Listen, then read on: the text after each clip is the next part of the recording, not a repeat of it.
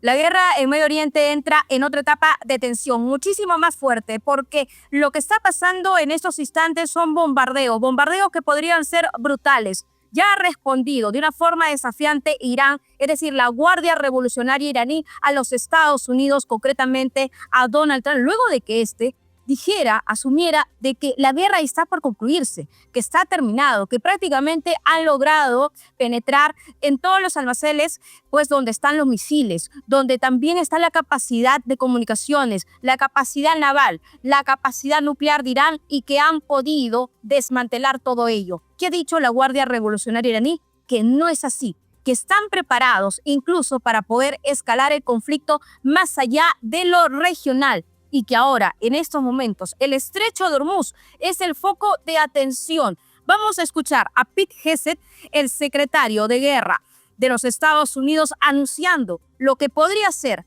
el golpe más letal de los Estados Unidos sobre Irán.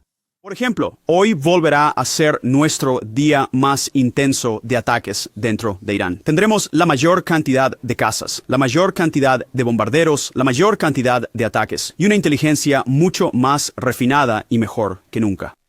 Así que, por un lado. Por otro lado, en las últimas 24 horas, Irán ha disparado el menor número de misiles que ha podido lanzar jamás. Solo la bifurcación. Solo las líneas de tendencia de las que hablamos en nuestra primera reunión. Estas fueron las palabras de Pete Hegseth, anunciando lo que ya muchos están hablando en estos momentos, con bombardeos y con toda la atención y todo el foco, precisamente a zonas como Irán, Teherán, en el norte, el sur, pero también en lo que significa los proxies por parte de Irán. Nos referimos a Líbano, a Beirut. Y durante esta jornada vamos a hablar también con un representante de las Fuerzas Armadas de Israel. ¿Qué está pasando en estos momentos? ¿Cómo va la guerra? Realmente también, como lo han dicho organizaciones de derechos humanos, hay situaciones que están vulnerando la vida de civiles de una forma más despiadada. Vamos a hablar de ello. Los invitamos también a que ustedes puedan comentar. Y como lo había anunciado, el estrecho de Hormuz. Mírenlo bien, muchísima atención, porque Irán ha asegurado que va a bloquear el estrecho de Hormuz. Estamos hablando de un punto estratégico vital para todo el globo, para todo el mundo. Por ahí pasa el 20% del crudo y también del gas licuado. Recordemos que ya desde hace varias semanas especialistas, economistas advierten que si realmente hay un cierre total del estrecho de Hormuz, no solamente se eleva el precio del crudo, sino también impacta a todo el mundo, a toda la región, con diversas consecuencias ya económicas. Pero quien ha hablado en las últimas horas ha sido el canciller iraní, Abbas Araghchi. ¿No? Ha dicho que Teherán podría bloquear el suministro de petróleo desde el Golfo, una medida que ya está generando comentarios, repercusiones y que sin lugar a dudas ha sido también parte de la declaración de Donald Trump, que más adelante usted va a ver, porque la advertencia ha sido durísima. Pero primero vamos con las declaraciones del ministro de Relaciones Exteriores iraní. ¿Qué fue lo que dijo? We are all waiting for his speeches and comments, which should come later on. But I don't think the question of talking with Americans or negotiation with Americans once again would be on the table, because we have a very bitter experience of talking with Americans. We negotiated with them last year in last June, and they attacked us in the middle of negotiations. And again this year, they tried to convince us that this time is different. They promised us that they don't have any intention to attack us, and they wanted to resolve Iran's nuclear question peacefully and to find a negotiated solution, and we finally accepted. But again, after 3 rounds of negotiation, and after the American team in the negotiation, said itself that we made a big progress, still they decided to attack us. So I don't think, talking with Americans anymore would be, on our agenda anymore. Retomar las negociaciones ya no está en nuestra agenda. Ustedes lo acaban de escuchar. Ha sido el ministro de Asuntos Exteriores iraní, y esto con las múltiples coordinaciones o negociaciones que han tenido con los Estados Unidos, en principio por esta capacidad nuclear que estaba alcanzando Irán. Recordemos que la guerra de los 12 días, en junio del año pasado, se había desarrollado ello con el argumento de que Irán ya estaba llegando un enriquecimiento de uranio y eso con la posibilidad de bombas nucleares. Es lo que se había dicho por parte de los Estados Unidos y también Israel. Pero ahora lo que se está viendo realmente es una guerra que la pregunta y la interrogante es ¿hacia dónde va? ¿Cuál es realmente la proyección que tiene esta guerra que, como hemos visto, Estados Unidos dice que ya está por terminada, que está por culminada, que han podido desmantelar toda la capacidad naval, comunicacional, ¿no? Y también de misiles, del sistema de defensa antimisil de Irán. Pero ahora Irán, la Guardia Revolucionaria iraní, responde fuerte y dice que incluso ya se están preparando para una escalada mayor. ¿Qué significa todo esto? Y en medio de todo este contexto, Donald Trump le ha puesto la cereza del pastel. Mire usted, vamos con el tuit de Donald Trump porque esa es una dura advertencia. Ha dicho, si el régimen de Irán pues bloquea el estrecho de Hormuz, será golpeado 20 veces más fuerte. Estoy citando, 20 veces más fuerte si bloquea el paso del petróleo por el estrecho de Hormuz. Vamos a colocar precisamente el tuit que dice, si Irán hace algo que detenga el flujo del petróleo dentro del estrecho de Hormuz, serán golpeados por los Estados Unidos de América 20 veces más fuerte de lo que han sido golpeados hasta ahora. Además, eliminaremos fácilmente objetivos destruibles que harán prácticamente imposible que Irán vuelva a reconstruirse como nación otra vez. Muerte, fuego y furia caerán sobre ellos. Miren lo que escribe Donald Trump. Pero espero y rezo que eso no ocurra. Este es un regalo de los Estados Unidos de América para China y para todas aquellas naciones que usan intensamente el estrecho de Hormuz. Ojalá sea un gesto que sea muy apreciado. Presidente Donald Trump. Y desde Israel nos comunicamos en estos momentos con Ronnie Kaplan, vocero del ejército israelí. Ronnie, un placer. ¿Cómo está? Un gusto estar contigo, Carmen. Gracias por tenerme. Ronnie, antes de entrar en detalles de lo que significa esta guerra, por favor, quiero un balance actualizado de lo que está pasando en la frontera con Israel y el Líbano. Tenemos información que nos llega sobre incluso de la posibilidad de una incursión terrestre en el Líbano. Por favor, si podrías actualizarnos ello, corroborar también información, qué es lo que está pasando y cuál es el día a día en Israel tras esta ofensiva y luego también de las declaraciones de Donald Trump que dice que puede ser uno de los días más letales y más mortíferos. Con respecto al Líbano, Hezbollah, brazo largo de Irán en el límite mismo con Israel, se unieron como no podía ser de otra forma con el régimen terrorista iraní y atacaron a Israel hace ya más de una semana. Nosotros lo que hicimos aquí fueron varias cosas. Primero, llevamos a nuestra tropa hacia el norte de lo que es la línea sur, la línea azul, la frontera con Líbano, de tal manera de que no se puedan establecer allí los terroristas y de defender a nuestra población civil en el norte de Israel. Por otro lado, alcanzamos más de 600 objetivos de Hezbollah, no del ejército del Líbano ni del gobierno del Líbano, sino que de Hezbollah alcanzamos a unos 300 terroristas y 170 fueron los objetivos alcanzados prácticamente el fin de semana. Y al mismo tiempo le pedimos a la población civil que se vaya hacia el norte porque tenemos que eliminar esa amenaza directa que tenemos a nuestra población. Hezbollah está violando flagrantemente el acuerdo de cese de fuego, según el cual no puede tener presencia en el sur del Líbano, ni desde el punto de vista militar ni desde el punto de vista personal, y vamos a asegurarnos que Hezbollah quede completamente desarmado. Con esa misma línea o en ese sentido, lo que tú estás mencionando, ¿no? Nos vamos a asegurar de que Hezbollah quede totalmente desmantelado. Este es el momento, Ronnie. ¿Qué significa ello para que lo entienda la comunidad internacional? Es decir, ingresar también de forma terrestre al Líbano. ¿Qué significa ello? No, la realidad es que en este momento nuestros objetivos son muy limitados. Hemos tomado en algunos puntos que de alguna manera dominan el paisaje en la zona del sur desde el lado libanés para tener seguridad allí. Y después del ataque de Hamas en octubre del 23, los terroristas de Hezbollah se acercaron a la frontera con Israel, lanzaron RPGs o con bazooka o con misiles antitanque y mataron a civiles israelíes. Esta vez nos decidimos no evacuar a los civiles israelíes y lo que hacemos es defenderlos con nuestros propios soldados. Los soldados están defendiendo con su propio cuerpo a los civiles. Esto es lo que puedo comentarte en este momento y no tengo la potestad de desclasificar cualquier tipo de información acerca de planes futuros contra Hezbollah en el Líbano. De acuerdo, yo lo sé, y de hecho también eso mantiene en vilo a toda la comunidad internacional por las declaraciones que hemos escuchado por parte de Donald Trump y también por la Guardia Revolucionaria iraní. Al respecto, Ronnie, ¿cómo responde el ejército israelí? Yo sé que los sistemas de defensa de Israel, la cúpula de hierro, el domo de hierro, tienen, digamos, esa capacidad de interceptar. Pero lo cierto es que se vienen días complicados, días que hemos hablado también con israelíes en varios puntos, en Tel Aviv, en Beersheba, que nos dicen que las sirenas, si bien no sonaban como la guerra de los 12 días, sigue generando, digamos, miedo, frustración, temor, ¿no? en la ciudadanía de Israel. Sin duda que es complicado para la ciudadanía, pero hay que tener en cuenta que nosotros tenemos un proceso, una planificación que es metódica.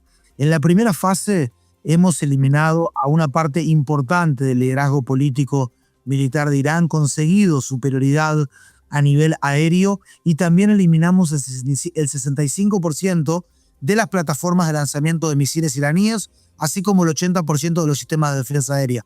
Estamos actuando en cielo iraní con total libertad operacional. Están lanzando menos, paulatinamente han disminuido la cantidad de lanzamientos de misiles por parte del régimen iraní, lo que significa de alguna manera que en este momento estamos en una mucho mejor situación. Claro, cada misil es letal y la defensa aérea no es hermética, pero está funcionando con alta probabilidad de intercepción de los misiles y la población está sumamente disciplinada a la hora de escuchar las directivas del Comando de Defensa Civil. En esta segunda fase estamos alcanzando objetivos estratégicos y lo estamos golpeando, Carmen, como nunca antes los habían golpeado, hace minutos nomás, o en realidad en las últimas horas.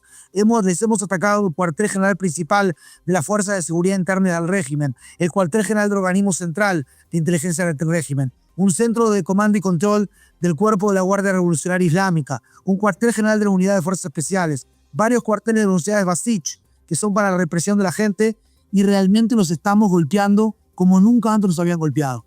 Entonces, Ronnie, en tu experiencia, ¿qué significa eso del fósforo blanco y también de esas investigaciones que dan parte que Israel estaría golpeando a los civiles en el sur del Líbano con este fósforo blanco, denominado fósforo blanco?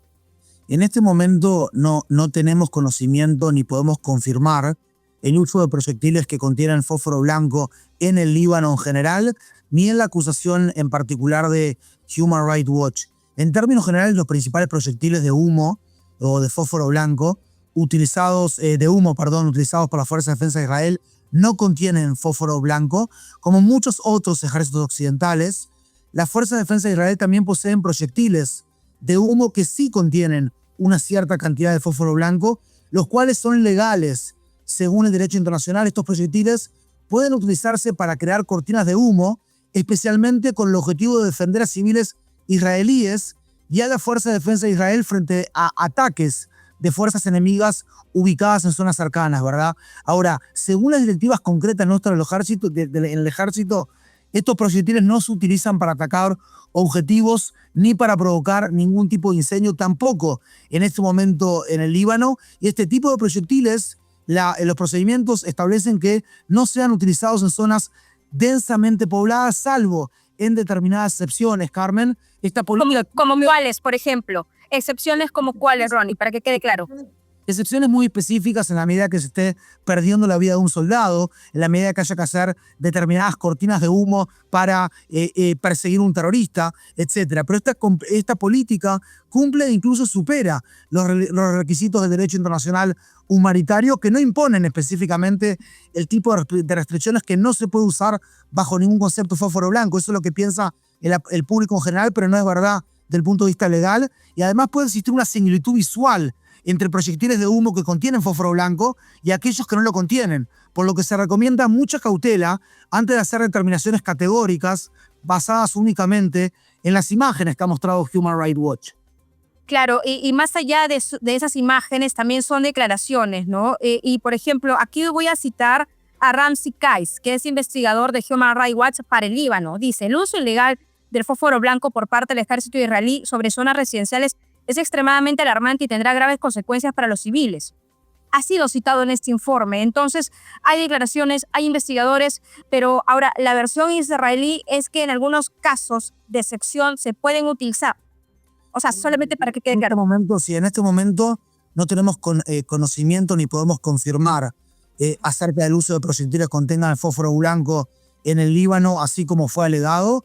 Y es importante decir también que los procedimientos de la Fuerza de Defensa de Israel establecen que este tipo de proyectiles no se utilicen en zonas densamente pobladas. La política cumple e incluso supera los requisitos del derecho internacional, que no impone específicamente este tipo de restricciones, y los principales ejércitos occidentales hacen uso también de estas municiones. Por lo tanto, se necesita mucho más profundidad a la hora de hacer este tipo de alegaciones, ya que visualmente es casi imposible determinar lo que está diciendo en este momento esta persona.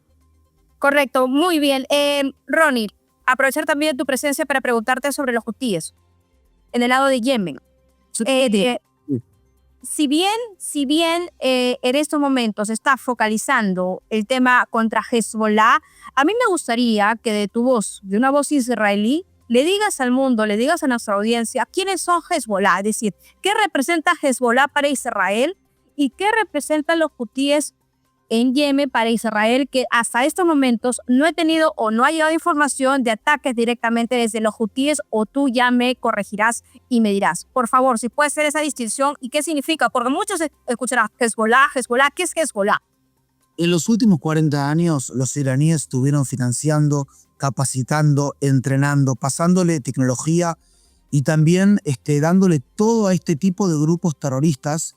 Los construyeron en zonas sumamente pobres, sumamente complejas, con el objetivo de tener una especie de tentáculos en todo el Medio Oriente para, de alguna manera, exportar la revolución islámica, transformar a personas al chiismo, de alguna manera, al mundo musulmán, a la facción chiita del mundo musulmán, y para atacar a Israel en la medida de que sea necesario en algún momento. Hezbollah y los hutíes son dos de estos proxies, de estos tentáculos de la cabeza del pulpo que es Irán. Hezbollah es el ejército no estatal más importante del mundo, con el que nos enfrentamos también a fines del 24, principios del 25, que básicamente hablan de que quieren terminar con Israel.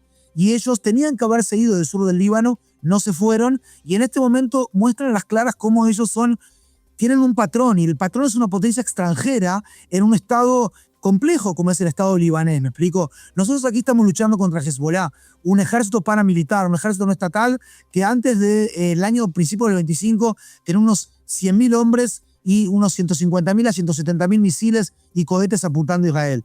Los hutíes, la misma cuestión, solo que están un poco más lejos de nosotros, están a unos 1.800 kilómetros. También lanzaron más de 450 misiles de crucero y misiles balísticos desde que Hamas nos atacó por sorpresa, que es el 7 de octubre del 23, eliminamos a la mitad de su cúpula militar, pero básicamente lo que estamos viendo acá es un Irán que no es solamente un tema en Irán, es un tema en todo el Medio Oriente.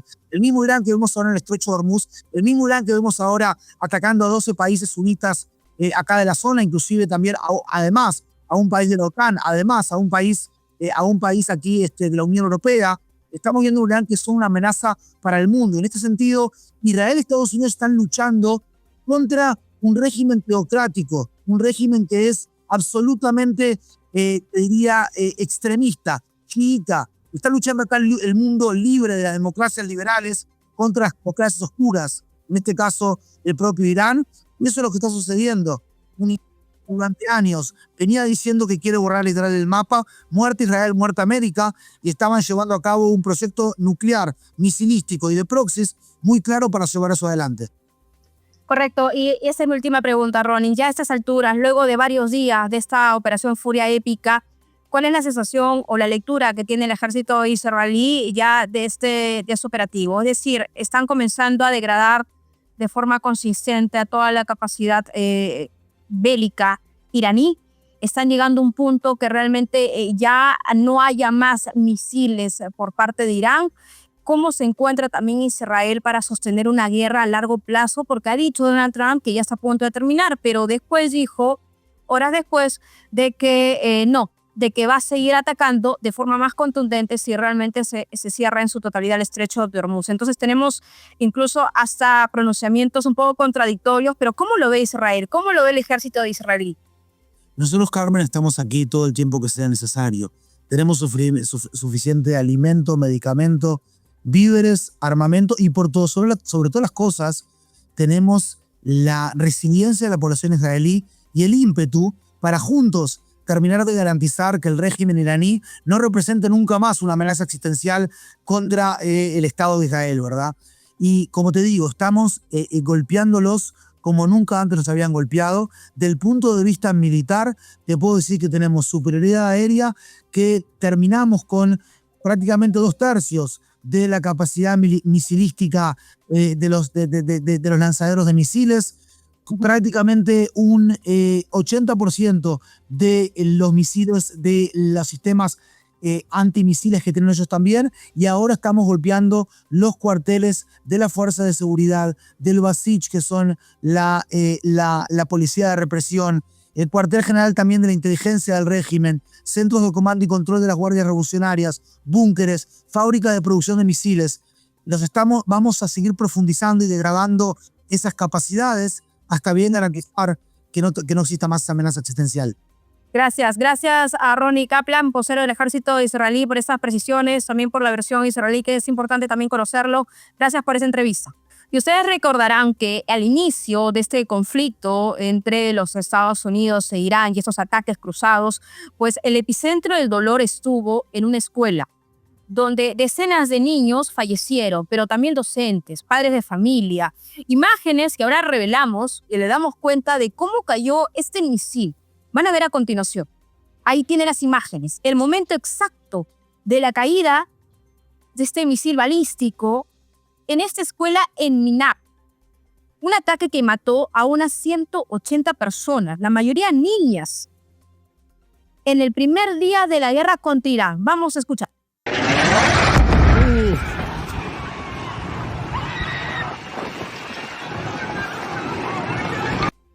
Bueno, el análisis de un video por varios expertos estadounidenses dan cuenta que el misil vino por parte de los Estados Unidos. Imagínese usted que cuando fue consultado por un periodista local, el presidente Donald Trump reaccionó mal. Dijo que no, que había sido un misil Tomahawk, es decir, por parte del ala iraní, y que el periodista no estaba bien informado, que no sabe lo que estaba hablando, que no tenía la información suficiente, y lo negó en toda su magnitud. Lo cierto es que estamos hablando de civiles, estamos hablando de niños. Muchos hablan de efectos colaterales de una guerra, pero sí, esto merece una investigación porque es un crimen de lesa humanidad, sin lugar a dudas. Estamos hablando de un colegio. Si son misiles de precisión, de corto y largo alcance, de precisión, que supuestamente pueden advertir el lugar exacto donde va a caer este misil, bueno, ahora lo que dice Donald Trump es que niega que sea un misil estadounidense. Más bien dicen que es un misil iraní, según la posición de la administración de Trump. Vamos a escucharlo. Señor presidente, acaba de sugerir que Irán de algún modo se hizo con un Tomahawk y bombardeó su propia escuela primaria el primer día de la guerra. Pero usted es la única persona de su gobierno que dice esto. Ni siquiera su secretario de Defensa lo diría cuando se le preguntó de pie sobre su hombro en su avión el sábado. ¿Por qué es usted la única persona que dice esto? Porque simplemente no tengo suficiente información al respecto. Creo que es algo que me han dicho que se encuentra bajo investigación. Pero los Tomahawks son utilizados por otros, como bien saben. Muchísimas otras naciones poseen misiles Tomahawk. Ellos nos los compran directamente a nosotros. Pero ciertamente, sea cual sea el resultado que el informe presente, estoy dispuesto a aceptar y vivir con ese informe. Sí, por favor. Y para analizar sobre ese tema y las últimas declaraciones de Donald Trump, ya me encuentro en Radar 24 con Guido Larsson, internacionalista, académico de la Facultad de Gobierno de la Universidad de Desarrollo en Chile. ¿Cómo está? Gracias por estar con nosotros. No, gracias a ustedes por la invitación, un gusto hablar contigo. Guido, ¿qué podríamos decir sobre las últimas palabras de Donald Trump? Mira, mi impresión es que Donald Trump de manera indirecta está reconociendo de que Estados Unidos está en un problema. El problema es que cuando la operación militar se inicia, hay que recordar de que ellos habían establecido objetivos altamente maximalistas considerando los medios que estaban ocupando. Esos objetivos eran el colapso del régimen, socavar el programa nuclear de manera permanente, fragmentar o destruir el programa balístico e intentar poner a una figura que se encuentra inclinada a Washington en reemplazo del Ayatollah Khamenei. Ahora, una de las cosas que hemos estado observando es que no ha habido colapso del régimen. Este ha sido bien resiliente para resistir los bombardeos. Y esto está dado en realidad por una cuestión de orden histórica. Nunca en la historia humana un solo bombardeo de carácter militar, vale decir, centrar los medios únicamente en bombardeos desde el aire, se ha traducido en una modificación de la naturaleza del régimen político. Y por ende, dado que los objetivos no se han alcanzado, hoy día Donald Trump está observando de que hay mucha volatilidad en el mercado, hay impactos de orden económico, hay la posibilidad cierta de escalar en conflicto, y Donald Trump no está dispuesto a poner tropas en terreno, que podría ser un mecanismo para alcanzar esos objetivos. Entonces tiene que encontrar una manera de tratar de evitar la escalada, salir políticamente del conflicto, pero mantener la idea al menos de que se ha alcanzado una victoria. Y yo creo que una manera de hacerlo es mediante este tuit comunicacional y mediante toda la serie, digamos, de mecanismos más bien propagandísticos que ha tenido el régimen norteamericano para garantizar victoria y para al menos elevar las consecuencias para un régimen que al menos hasta el momento no ha retrocedido en su interés de mantener y garantizar la supervivencia de Teherán. Ahora, Guido, es exagerado decir que los Estados Unidos podría quedarse sin armas en una guerra prolongada, teniendo en cuenta también pues, un impacto en su inventario crítico, y me refiero ya a la capacidad bélica. Sí, yo creo que es exagerado concluir así. De hecho, han habido intentos para que se incremente la productividad militar en los Estados Unidos. Hace una semana atrás aproximadamente, el propio Donald Trump dijo de que se había reunido con las compañías militares que habían prometido cuadruplicar la producción. Ahora, detrás de esto obviamente hay un problema económico y que tiene que ver con el hecho de que hoy día Irán se ha inclinado fuertemente en el uso de sus aviones no tripulados, ¿no es cierto? Estos drones de la familia de los Shahad. Sin embargo, para destruir uno de esos drones, cuya fabricación más o menos amonta algo así como $50.000 la unidad, se requieren de misiles cuyo valor es de aproximadamente $1 millón. Ahora, nótense lo que estoy diciendo, ¿no? $50.000 de uso iraní que deben ser destruidos con $1 millón de misiles balísticos norteamericanos. Entonces, obviamente, la asimetría en términos del costo económico es muy significativo. Por supuesto, y teniendo en cuenta también ya ese análisis, ¿no? Ya en esa misma línea, lo cierto es que aquí también los sistemas de defensa antimisiles de los Estados Unidos, el sistema Patriot y el THAAD también, algo que se había comentado mucho, y algo que Volodymyr Zelensky pedía, ¿no? Muchísimo a los Estados Unidos para poder defenderse de esa invasión rusa, ¿no? Eso también está, digamos, en vulnerabilidad, porque hay muchos analistas que sí lo están comentando ya, y no se refiere de la capacidad como tal de los Estados Unidos, sino si esto se extiende ya de una manera prolongada, y ya como hemos visto, y ya lo dijo la Guardia Revolucionaria iraní y también los Estados Unidos, pues esto todavía pues tiene miras a proyectarse, a seguir en un futuro. Claro, una de las cosas que se han observado es que Irán ha tenido capacidad para atacar 27 bases militares desperdigadas en la región. Ha logrado degradar los sistemas Patriots y THAAD, como bien tú dices, y eso pareciera ser que también está dentro de la estrategia iraní, vale decir, intentar socavar los sistemas de defensa temprana y de alerta temprana de los Estados Unidos e Israel, para luego en una segunda fase, dejando ese camino relativamente despejado, permitir un ataque más sofisticado y más significativo, particularmente sobre blancos israelíes. Ahora, obviamente, detrás de todo esto hay mucha opacidad. No sabemos exactamente el grado de degradación que tienen las bases militares norteamericanas, el grado de impacto que han tenido los ataques iraníes, sobre todo en Tel Aviv. Sabemos que han habido ataques, pero no sabemos la magnitud de ese resultado. Pero todo apunta a que Irán, viene planificando 40 años, básicamente, un escenario de este tipo, y eso permite, creo yo, concluir de que no van a retroceder en el intento de enfrentarse a Estados Unidos e Israel, aun cuando hoy día, obviamente, uno debe concluir de que Estados Unidos e Israel están muy por encima desde el punto de vista de las capacidades. Pero eso permite, y con esto voy a terminar, recordar una cuestión que es muy cierta, y es que la guerra, como decía von Clausewitz a finales del siglo XIX, es la continuación de la política por otros medios. Y por ende, si el objetivo político es el término del régimen, iraní en este caso, queda bastante claro que los medios que se están siendo utilizados no están coincidiendo con el objetivo declarado. Claro, ahora, Guido, entremos al estrecho de Hormuz. De hecho, ha sido el foco también o parte de este mensaje que ha lanzado Donald Trump a través de su plataforma X, otro social. Van a golpear más fuerte, 20 veces más fuerte, es lo que ha dicho el presidente. Pero ya hace algunos días, y aquí también lo analizamos con otras voces, escuchábamos a la Guardia Revolucionaria iraní, incluso información corroborada por Reuters y otras agencias, diciendo de que ya estaba cerrado el estrecho de Hormuz. Ahora, tenemos entendido también de que algunas embarcaciones petroleras siguen pasando, pero con el radar desactivado, ¿no? ¿Qué es lo que realmente está pasando en el estrecho de Hormuz? Porque tú has nombrado algo muy cierto. Hay opacidad en la información, hay mucho hermetismo y lo que tenemos son declaraciones de ambos lados. ¿Cómo entender ello? Mira, yo creo que hoy día la situación del estrecho de Hormuz es ambivalente.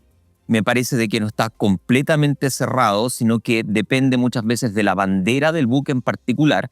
El propio Irán ha dicho de que permitirá, por ejemplo, el traspaso de buques chinos y también podría, en teoría, permitir la apertura del estrecho en la medida en que los aliados regionales de los Estados Unidos expulsen de su territorio a los embajadores norteamericanos e israelíes, algo que aparentemente no ha ocurrido. Entonces creo que eso también responde a la oscilación que ha tenido el mercado. Cuando el mercado ha observado de que el estrecho permite una cierta apertura, entonces el precio del petróleo ha disminuido.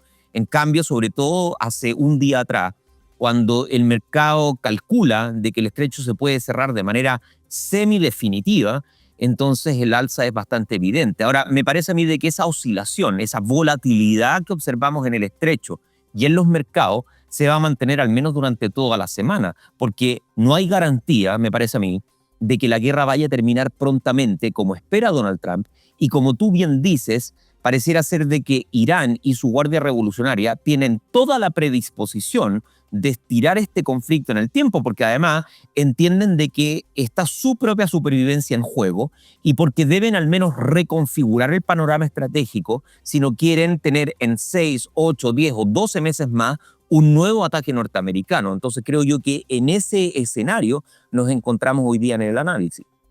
Claro, Guido, y te lanzo esta pregunta que se lo he hecho a todos nuestros panelistas.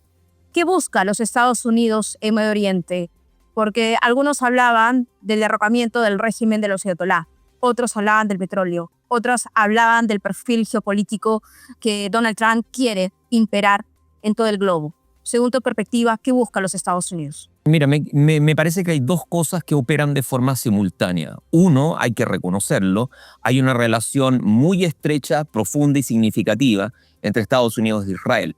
Yo creo que es imposible entender este conflicto si uno no integra los objetivos que tiene Israel como estando supeditado o al menos solapado con los intereses norteamericanos. Y para Israel, evidentemente, es un riesgo, desde su propio punto de vista, la mantención del régimen de los ayatolá, la orientación ideológica que tiene ese régimen y el avance en el ámbito nuclear o militar que tiene Irán. Desde el punto de vista solamente de los Estados Unidos, creo que hay un intento de asentar un marco de control estratégico sobre la región en su totalidad, porque hoy día podemos concordar de que Estados Unidos tiene gestionada básicamente la región debido a las alianzas que tiene con Qatar, con Kuwait, con Arabia Saudita, etc. Pero hay un par de factores que no se encuentran dentro de ese paraguas. Yemen es uno de ellos, Irán es el otro, y en alguna medida uno podría decir que el Líbano se encuentra en una posición también de cierta oscilación. Entonces, si Irán cae y si ese régimen es reemplazado por uno que asemeja lo que en su momento tuvo el Shah de Irán, ¿no es cierto? La dictadura del Shah entre el año 53 y el año 79 fue muy predispuesta a tener una relación íntima con Washington. Bueno, si uno puede imaginar un escenario asemejante a eso, Estados Unidos garantizaría un control bien significativo de la región en su totalidad. No creo que vaya a ocurrir, pero me parece de que los objetivos de Donald Trump se apuntan en esa dirección. Gracias a Guido Larsson, internacionalista. Realmente muy interesante haber conversado contigo. Igualmente, que tengan un buen día. Gracias.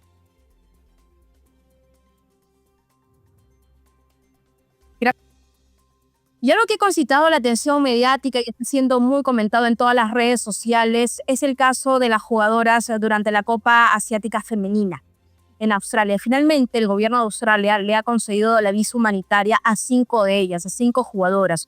Y es que el momento más criticado, más polémico, o quizás el momento rebelde de muchas de ellas que tenían un distanciamiento con el régimen iraní es no haber cantado el himno durante su debut en esta Copa.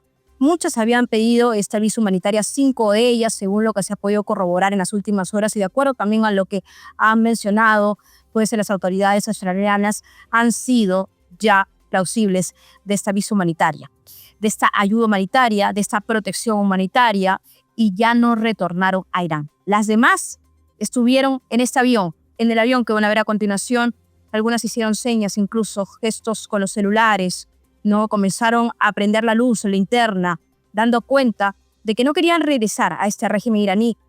Y la imagen que impactó a todos, sin lugar a dudas, fue cuando se quedaron calladas. No cantaron el himno del régimen iraní y pueden ser señaladas como traidoras en tiempos de guerra por no cantar simplemente el himno en pleno estallido del conflicto. No, además de la salida de los futbolistas, de estas futbolistas del hotel, también requirió una operación discreta con apoyo de la Policía Federal Australiana. Ha habido muchos comentarios de la comunidad iraní dentro de Australia. También hubo un pronunciamiento por parte del presidente Donald Trump diciendo que había una necesidad de que Australia pueda conceder esa visa humanitaria a estas 5 chicas. Las demás regresaron a casa. ¿Qué les pasará? Pues no se sabe. Bueno, y sin lugar a dudas, esas imágenes de las futbolistas iraníes nos hacen recordar también a lo que pasó con Mahsa Amini, esta joven que no respetaba el protocolo de la hijab y que fue detenida por la policía de la moral y que lamentablemente luego fue asesinada. Y eso generó en todo el globo repercusiones. Mujeres, chicas de todas las edades cortándose el cabello. Esto para reclamar por este régimen opresor, este régimen de los ayatolás. Nosotros quedamos hasta aquí en Radar 24. Ha sido un verdadero placer acompañarlos. Mi nombre es Carmen Alvarado. Me pueden seguir a través de mi Instagram, @CTAlvaradoQ. Y también, si todavía no se ha suscrito a nuestro canal, canal informativo de coyuntura internacional, Radar 24, puede hacerlo en estos momentos. Active también la campanita, ponga like y deje sus comentarios, que es tan importante para nosotros, para poder también saber qué es lo que quieren ustedes, pues que nosotros analicemos, nuestros invitados y panelistas, todo a ello a bien de una mejor información. Y a propósito de toda la información y toda la data que hemos compartido durante esta jornada, ¿qué piensa usted sobre estas jugadoras pues, que ya han recibido la visa humanitaria por parte de Australia? ¿Considera que se viene el fin también de esta escalada regional, de esta guerra, de estos cruces o ataques cruzados que se tiene entre los Estados Unidos e Irán? Nos escuchamos atentamente. Gracias por estar con nosotros.